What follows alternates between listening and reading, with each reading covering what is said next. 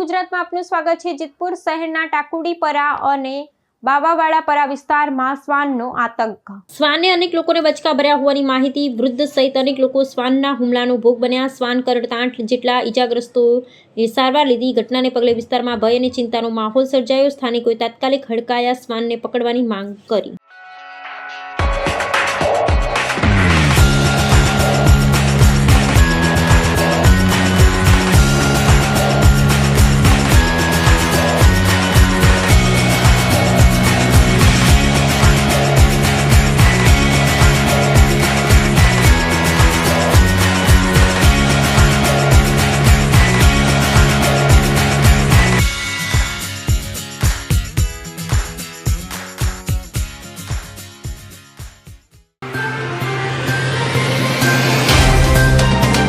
तो WhatsApp, Twitter, Facebook, Insta जहाँ भी आपका अकाउंट है, इसे शेयर बटन के द्वारा वहाँ पर शेयर करें।